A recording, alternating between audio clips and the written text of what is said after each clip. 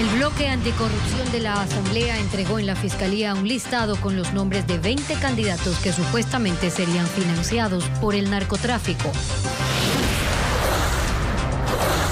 El año pasado fue el más violento en la historia del país. La tasa de homicidios es una de las más altas de la región, según cifras de la policía. La defensa del ex policía Germán Cáceres asegura que no le dejan hablar con su cliente, mientras el gobierno da detalles sobre cómo ocurrió la captura. Crece la ola de violencia en Guayas. El gerente de una cooperativa de ahorro murió y otra persona resultó herida tras un ataque armado en una vía principal del cantón Durán. México niega la extradición de Ovidio Guzmán, el hijo del Chapo Guzmán. El detenido afrontará un proceso judicial en ese país mientras sigue el temor de los habitantes de la ciudad de Culiacán tras los enfrentamientos entre bandas. Amigos, buenas tardes y bienvenidos a Televistazo. Vamos a empezar contándoles que el Frente Parlamentario Anticorrupción presentó una denuncia ante la Fiscalía contra 20 personas, la mayoría candidatos a autoridades seccionales para el próximo proceso electoral. Hola, Steffi. ¿Qué tal, Gaby? Y amigos, muy buenas tardes. Los legisladores hicieron públicos algunos nombres y anuncian que presentarán más en los próximos días. Patricio Díaz estuvo en ese lugar. Patricio. Llegaron con varios documentos ante la Fiscalía General del Estado. Estaban Sofía Sánchez y Gisela Molina de Pachacuti. Junto a ellas, Fernando Villavicencio. Son parte del Frente Parlamentario Anticorrupción que investigó a algunos de los candidatos para las elecciones de 2023 y encontró, dicen, presuntas relaciones con el narcotráfico. Estaría financiando a algunos candidatos a gobiernos locales, autoridades locales de la provincia de Esmeraldas, en particular del cantón Atacames. Los vínculos de 2 empresas de Leandro Norero con contratos suscritos con el municipio de Manta. Y la información que estamos facilitando sobre la candidata de la Revolución Ciudadana, Adís Solís, es muy importante. La señora Solís tiene varias investigaciones en la Fiscalía General del Estado que no avanzan, de vínculos de candidatos de la provincia de Sucumbíos con organizaciones narcodelictivas. Villavicencio comenta que son 20 nombres que son candidatos o están relacionados con ellos y que lo que se pide a la Fiscalía es investigar si hay o no vínculos con el crimen organizado. Y esta es solo la primera parte de 2 entregas más, asegura. Desde este grupo parlamentario señalan que no hay un direccionamiento contra ningún partido político. No, esta investigación no tiene una persecución a un solo movimiento o partido político o a ciertos candidatos, sino en el momento que se identifique de cualquier movimiento, de cualquier partido político que existen nexos con el narcotráfico, nosotros lo haremos. Insisten en que tanto la Fiscalía como la Unidad de Análisis Financiero UAFE debieron investigar de oficio estos casos. Recordaron que la ley no prevé que sus candidaturas se caigan. Dicen que es el pueblo quien ahora tiene que ver por quién va a votar. Esta mañana se reportó un ataque armado en la avenida principal del cantón Durán, en la provincia de Guayas. La víctima es el gerente de una cooperativa de ahorro y crédito que murió tras recibir varios impactos de bala. Hay 4 detenidos por este caso. Samantha Mora acudió al sitio y nos tiene la información. Samantha, te escuchamos. Efectivamente, el hecho violento se registró en la avenida principal de ingreso al cantón Durán. Estamos hablando de la avenida Nicolás Lapenti, sobre uno de los carriles que se dirige hacia la ciudad de Guayaquil. En la escena se observan los restos de bala. De momento se contabilizan 5.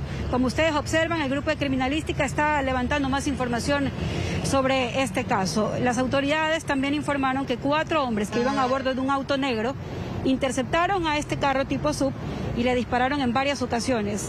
Su conductor lamentablemente falleció. Se trataría de Roberto Carlos Yumaya Guayi, de 42 años. Él era gerente de una cooperativa de ahorro y créditos. A 100 metros hay una camioneta que, según las autoridades, sería de una de las víctimas colaterales de este caso, quien permanece en una casa de salud cercana. Está siendo atendida ahora por los médicos. Su estado de salud no se conoce hasta ahora.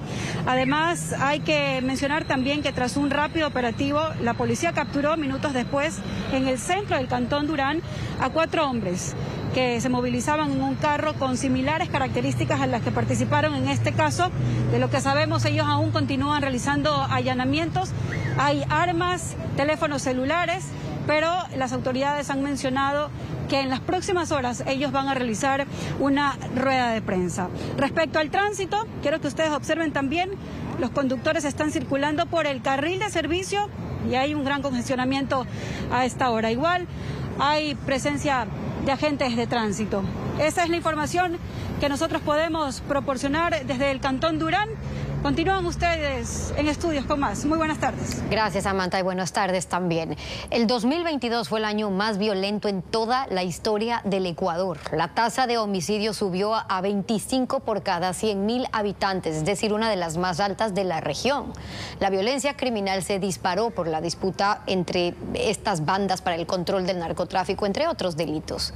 Paul Romero sigue el análisis de estos datos. Les contamos. Las estadísticas sobre la violencia criminal en el Ecuador son alarmantes. El 2022 cerró con 4.539 homicidios, que representa un incremento del 114% con relación al 2021. Ese año la tasa de homicidios fue de 12 por cada 100.000 habitantes. El 2022 subió a 25 por cada 100.000 habitantes. El general en servicio pasivo de la policía, Pablo Rodríguez, señaló que esta es la tasa más alta en la historia del país. Es un indicador que a nivel nacional, per se, es un indicador de la política pública de un Estado. Existen 4 delitos que se toman en cuenta dentro de esta caracterización de la violencia: asesinato, sicariato, homicidio y femicidio. Obviamente porque hay una pugna de actores que se disputan el monopolio de ciertas economías criminales. Pero el segundo factor es por el fraccionamiento del Estado, mayor incapacidad para actuar de forma coordinada. Las provincias más violentas del Ecuador son Guayas, Esmeraldas, Manabí y Los Ríos. En la actualidad se han abandonado todos estos proyectos de prevención del delito que los llevaba a cargo la policía comunitaria. Si no hay cambios y las autoridades no toman decisiones, los expertos coinciden que la tasa de homicidios crecerá en el Ecuador. No solo puede pensarse que los actores, los protagonistas de la seguridad son policías y militares. Es imprescindible inmiscuir a todas las instituciones en las tareas y competencias que les corresponden. A escala regional, Ecuador es el tercer país más violento después de Venezuela y Colombia. El próximo lunes, Germán Cáceres será trasladado desde la cárcel La Roca de Guayaquil a la Fiscalía de Quito para una pericia de entorno social y su valoración psicológica. Su abogado pidió al juez que Cáceres se quede en una cárcel de la capital de forma definitiva y denuncia que no le dejan ver a su cliente. Jacqueline Rodas con el informe.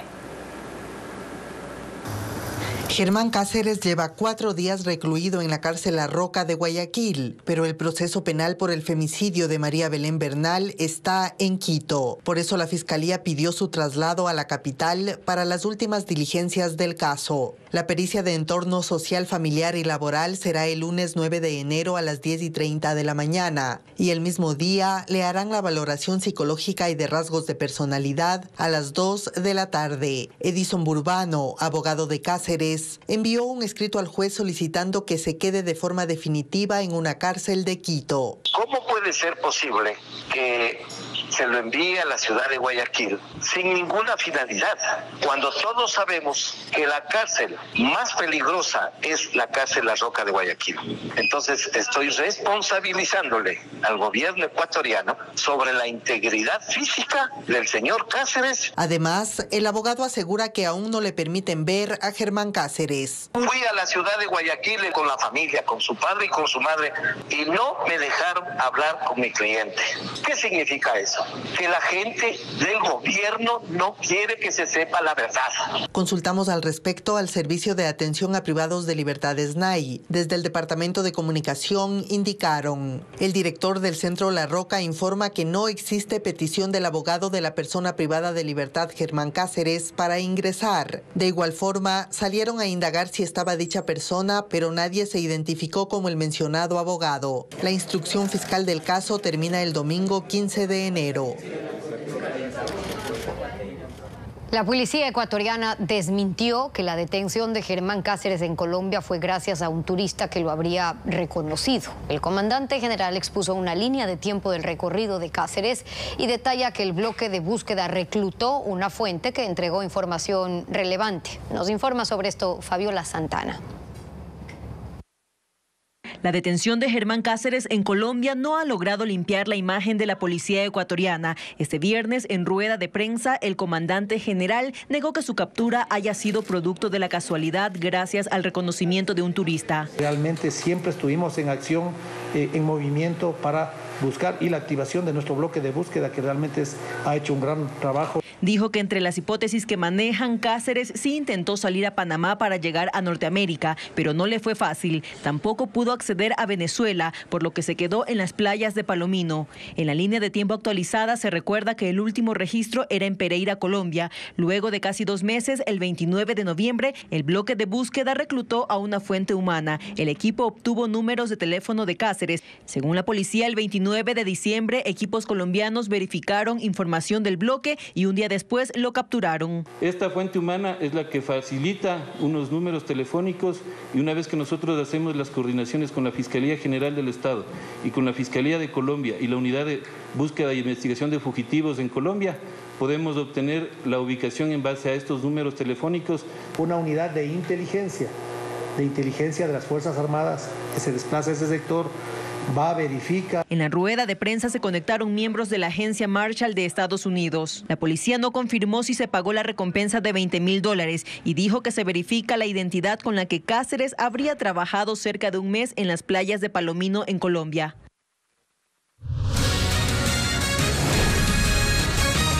Es momento de una pausa y al regresar, pacientes de los hospitales del IES y quienes tienen enfermedades catastróficas protestan en Quito y Guayaquil para exigir medicinas e insumos médicos al gobierno. Más noticias para ustedes a esta hora. El año empieza con protestas de pacientes de los hospitales del IES, quienes exigen medicina. Esta vez fueron hasta las oficinas de la Seguridad Social, en donde aseguran que continuarán los plantones hasta conseguir que se resuelva el problema de desabastecimientos en los hospitales. Carla Delgado estuvo ahí y nos cuenta. Cansados de no ser escuchados, esta vez pacientes y sus familiares se congregaron afuera del edificio matriz del Instituto Ecuatoriano de Seguridad Social en el norte de Quito. ¡Se mueren los pacientes! Piden medicinas. En su mayoría son enfermos catastróficos que ya no pueden correr con los gastos de sus tratamientos por los altos costos. Este medicamento cuesta $552. Me dura... ¿Sí le dieron en el IES? ¿Desde hace cuánto ya no le están dando? En el IES y en el Hospital Eugenio Espejo lo están comprando por ínfimas cuantías para un mes. Y eso nos tienen engañando ya 2 años. Indican que el desabastecimiento en los hospitales de la Seguridad Social no se ha resuelto, a pesar de las emergencias decretadas, los múltiples plantones y hasta las visitas relámpagos de las autoridades a las casas de salud. Nada ha solucionado el problema. Ya el señor vicepresidente visitó 55 hospitales de 11 provincias. Ya hay un diagnóstico, requerimos soluciones. ¿Por qué no se ha sentado a conversar con los pacientes? Ni siquiera los pacientes que han ganado sentencias han logrado que el IES acate las decisiones judiciales. Esta es la medicina que requerimos para nosotros seguir viviendo con calidad de vida, no con la que estamos viviendo ahora, limitados a todo. No podemos salir, no podemos hacer nada. A esto se suma la preocupación por la disminución del presupuesto en el seguro de salud para este año, por lo que señalan que esta será la primera de varias acciones que iniciarán para ser atendidos por las autoridades, quienes no se han pronunciado sobre el tema. También en Guayaquil, pacientes con enfermedades catastróficas y raras solicitan al gobierno subsanar el déficit de medicamentos e insumos en hospitales del Ministerio de Salud y del Seguro Social. Algunos afirman que llevan más de 3 meses sin recibir su tratamiento. Con ellos conversó Bessie Granja. Llegaron hasta los bajos de la gobernación de Guayas. Son representantes de pacientes con enfermedades catastróficas y raras que se atienden en hospitales del IES y del Ministerio de Salud. Ellos se convocaron tras la visita sorpresa del presidente Guillermo Lasso a un hospital público de Guayaquil y su ofrecimiento de subsanar el problema recurrente del desabastecimiento de medicinas. Marta Vera es vocera de los pacientes con miastenia gravis, una afección que causa debilidad en los músculos del cuerpo. Señala la grave situación por la que atraviesa este grupo de enfermos.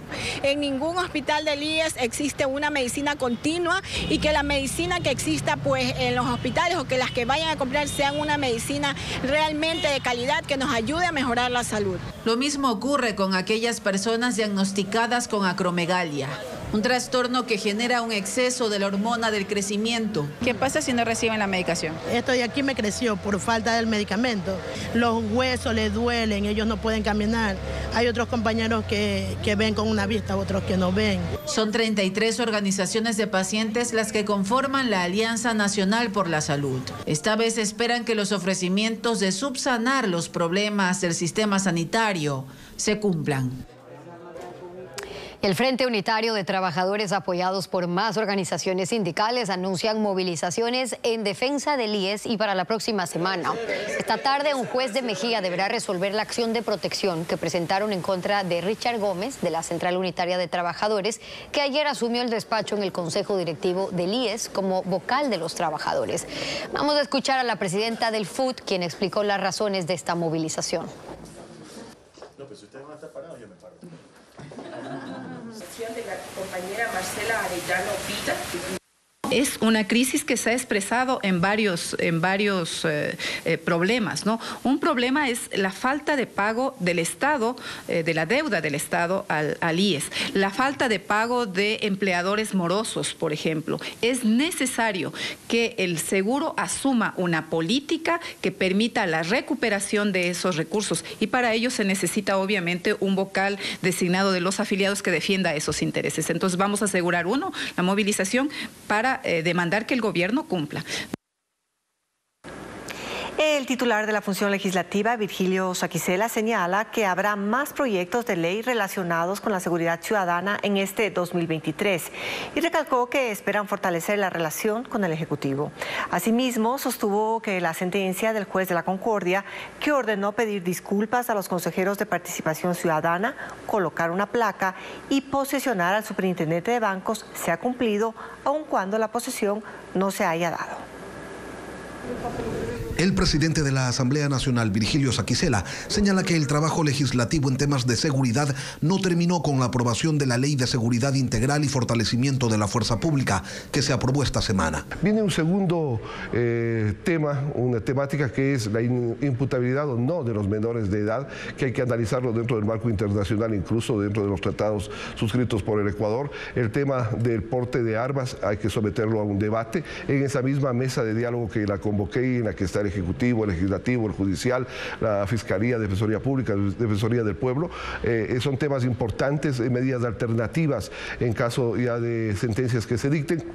Así que se tratará en este segundo paquete, si cabe el término, en la Comisión de Seguridad y dentro de la Asamblea Nacional. Para este 2023 comenta que son algunos los proyectos que tienen en agenda y que esperan sacar adelante reformas en consenso con el Ejecutivo en temas fundamentales para la ciudadanía. Volvemos a retomar y llamar al diálogo. Creemos de que debe haber una mesa respecto al tema agrícola, bananero y otros más del país, una mesa que tenga que ver tal vez con la seguridad social del Ecuador. Que la reforma laboral se está cocinando y que al finalizar el primer trimestre deberían ya contar con un proyecto terminado para que pase al Pleno. El Pleno de la Asamblea le concedió a la Comisión de lo Laboral 90 días para que trate los cuerpos legales respecto de un nuevo Código de Trabajo. Sobre la sentencia del juez de la Concordia, Ángel Lindao, quien dispuso la posesión del superintendente de bancos, Saquicela señala que ellos han cumplido. En este caso se dispuso al presidente de la Asamblea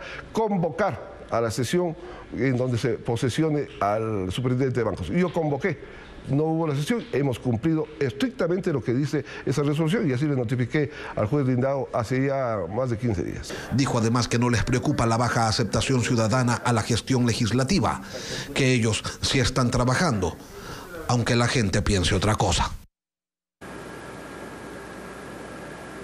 Seguimos con más información. Más de 8 muertes violentas se reportaron en la provincia del Guayas en las últimas horas. Uno de los casos ocurrió hoy en el cantón Daule, donde sujetos dispararon al dueño de una panadería.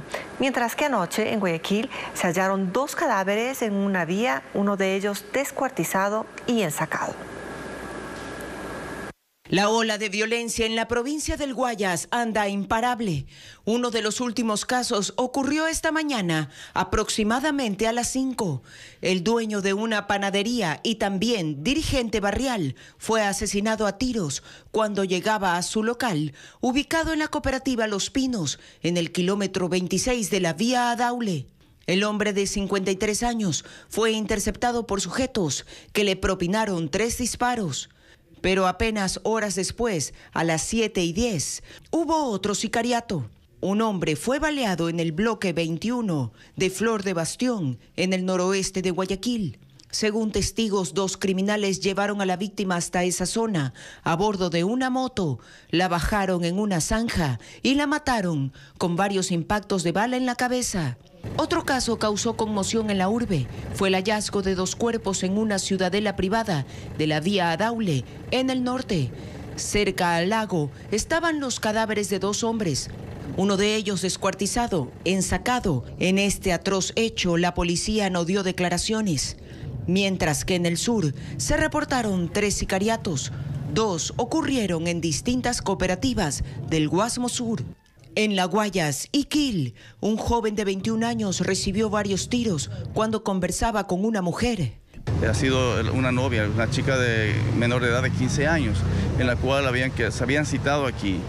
Y en instantes que ellos están conversando, llega una motocicleta a bordo 2 personas sexo masculino afrodescendientes y le propician en contra de la humanidad estos disparos con arma de fuego.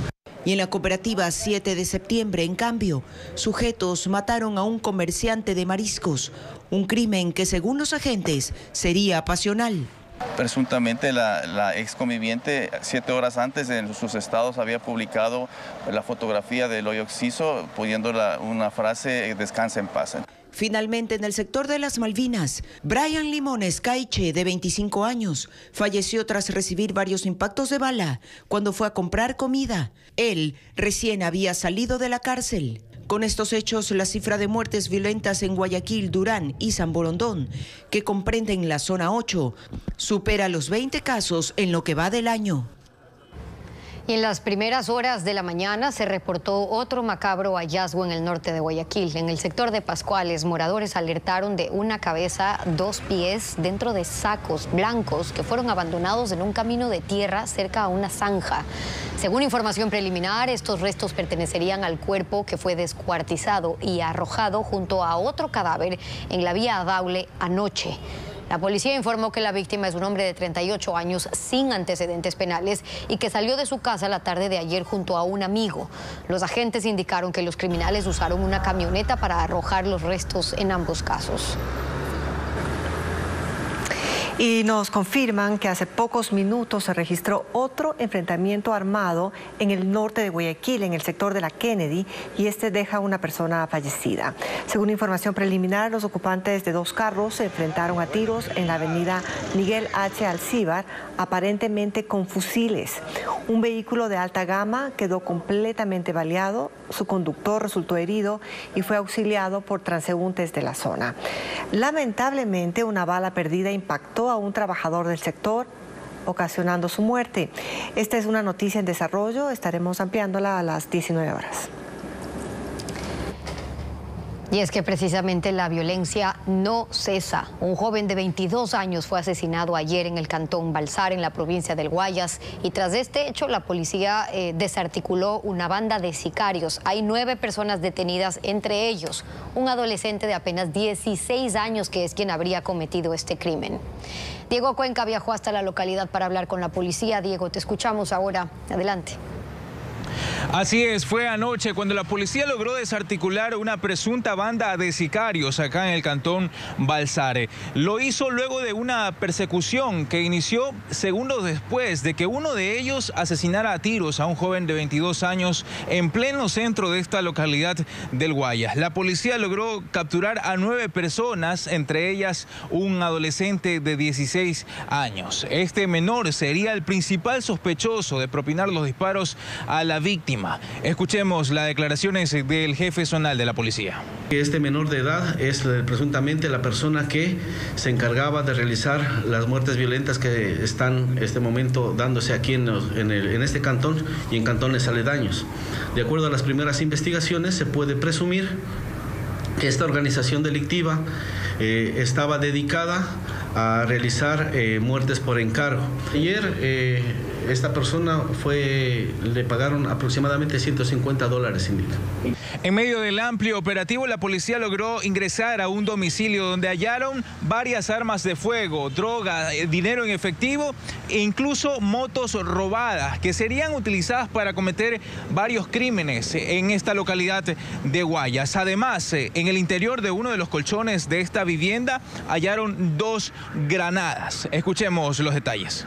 Con la particularidad de que una pistola marca Glock perteneciente a la Policía Nacional fue sustraída en el mes de marzo desde el empalme a un servidor policial. Por ahora la policía está tras la pista de otros miembros de esta presunta banda de sicarios. Este es el informe desde el cantón Balsare. Buenas tardes.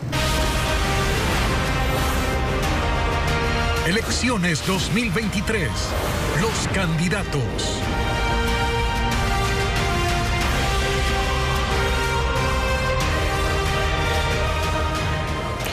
El candidato por el correísmo, Pavel Muñoz, quiere llegar a la alcaldía de Quito. Propone generar más fuentes de empleo con una inversión de $6.000 millones por parte del sector privado.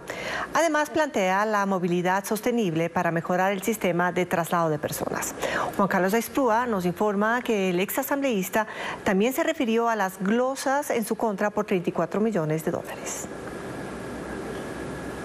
El nombre de Pavel Muñoz se dio a conocer en la palestra pública cuando fue secretario de Planificación y Desarrollo y se convirtió en uno de los hombres de confianza del expresidente Rafael Correa. Ahora se postula a la alcaldía de Quito para ejecutar, en materia de movilidad, el pago por kilómetro recorrido en el transporte urbano. Tenemos que cambiar la forma en la que se compensa el transporte colectivo. ¿Cómo hacerlo?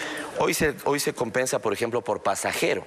Y esto ha desatado lo que los ciudadanos llaman la guerra del centavo.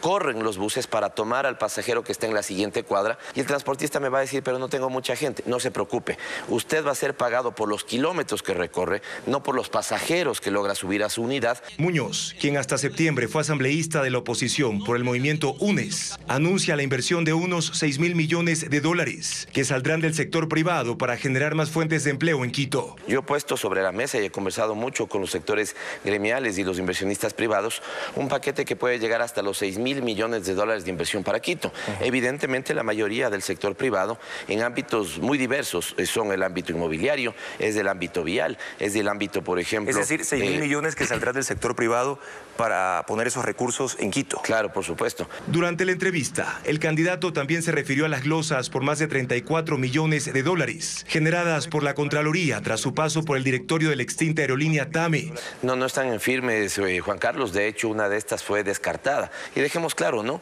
Esas son por aparentemente una decisión mal tomada en una empresa como TAME. Cuando la decisión se toma, yo ni siquiera miembro del directorio. Por lo tanto, eso me deja tranquilo, sobre todo con los ciudadanos. Y como les digo, una al menos ha sido plenamente ya descartada por el contencioso, ni siquiera fijando fecha de audiencia. Dijo que hará un buen uso de los 8 millones anuales que deja la tasa de seguridad del municipio, un monto que utilizará para hacerle frente a la delincuencia y generar obras que mitiguen el riesgo en las laderas y quebradas de Quito.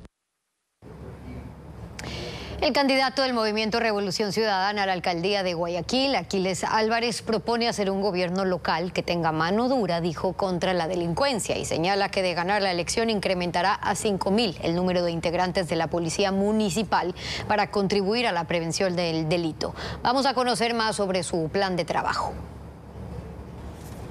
Aquiles Álvarez es la carta del correísmo para la alcaldía de Guayaquil, tiene 38 años, es empresario, propietario de estaciones de servicio, ha sido dirigente deportivo en Barcelona Sporting Club y ahora aspira a llegar al sillón de Olmedo con el auspicio del movimiento Revolución Ciudadana, Lista 5. Dentro de su plan de trabajo contempla reorganizar administrativamente la división parroquial de la ciudad y cuenta cuál es la utilidad de aquello. Un ejemplo, Parroquia Jimena, dividirla en 3, que tiene casi 600 y pico mil de habitantes. En esa división de 3, en esa parroquia, ubicar 3 unidades municipales parroquiales, que es conectar a la gente. La idea es descentralizar al municipio. Contaba que van a auditar las cuentas de las fundaciones municipales, pero no necesariamente a desaparecerlas. Yo no voy a entrar a romper, por más de que no sea nuestro estilo mantener las fundaciones, vamos a ir poco a poco. Ya, por ejemplo, tenemos el ejemplo de la Metrovía. La fundación de la Metrovía está liquidada, la administra la ATM. Vamos a ver fundación por fundación, ver realmente cómo están a la interna, cómo manejan los recursos, pero lo que sí le aseguro es que vamos a transparentarlos. En el tema de seguridad, sostiene que el municipio debe involucrarse más en esa materia. Es partidario de actuar con firmeza. Aplicar mano dura a la delincuencia, aplicar nuestro plan de política criminal y convivencia ciudadana. ¿Qué significa esto? Porque es muy técnico y capaz la gente no lo entienda. Es prevención a las violencias para reducir los delitos. Los envalentonados que también te matan, pero hay que ir a darles palo. Eso es lo que hay que hacer. Salir a la calle a perseguirlos. ¿A darles palo? Perseguirlos.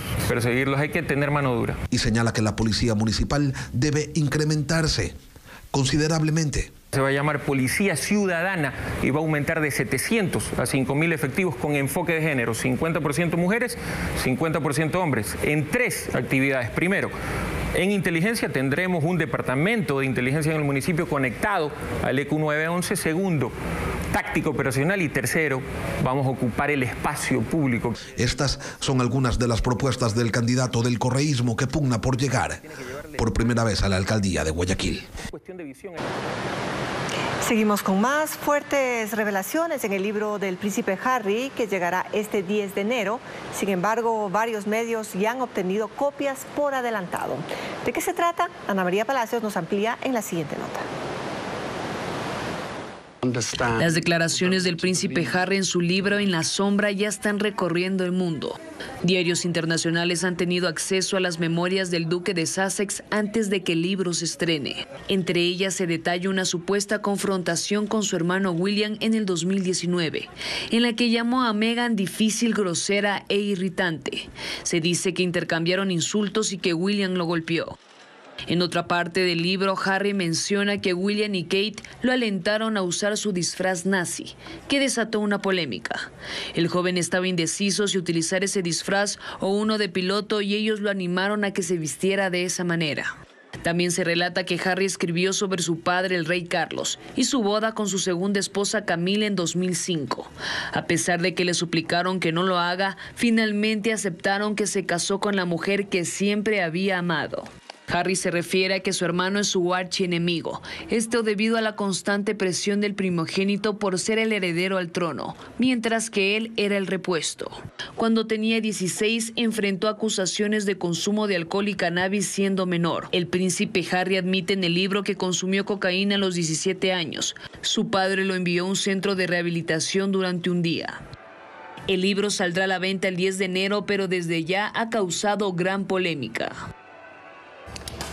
Y los gigantes de papel aún siguen de pie, generan turismo en el suburbio de Guayaquil. Son cientos de personas que todavía acuden a la ruta de los monigotes gigantes para disfrutar de estas obras y tradición guayaquileña. Hicimos un recorrido, les preparamos un informe. El ambiente de fin de año aún continúa en el suburbio de Guayaquil. Los gigantes de papel siguen atrayendo a turistas nacionales y extranjeros, que no les importa caminar por varias cuadras o trasladarse en el gusanito. Todo por tomarse una foto con los monigotes gigantes. La dragona, personaje de la película de Shrek, se impone en Capitán Nájera y la 20, donde el humo que genera sorprende a quienes asisten. ¡Pase, bienvenido, venga! Las cuadras más adelante, en las calles 16 y Medardo Ángel Silva, los piratas del Caribe se imponen en el horizonte. Es algo atractivo, más que todo para la época, despejar un poco la mentalidad y ver la creatividad de nuestros artistas también que tenemos, ¿no? Sí, están viniendo muchos turistas a ver nuestras obras de arte que son este año Piratas del Caribe. El comercio también hace su agosto en esta zona, con las atracciones como el Salta Salta, los carruseles, entre otros, que divierten a los más pequeños. Claro, poder vender, porque usted sabe que en estos días que hay negocio que hay que aprovechar porque después no hay dónde trabajar. Cuando va cayendo la noche, los monigotes se tornan más atractivos, como Mazinger Z, que hace realidad el sueño de algunos al treparse el Spilder. Y es que si usted todavía no los ha visitado, no se preocupe. Aún puede hacerlo hasta el 14 de enero para disfrutar de estas obras de arte que convierten al suburbio de la ciudad en una zona turística.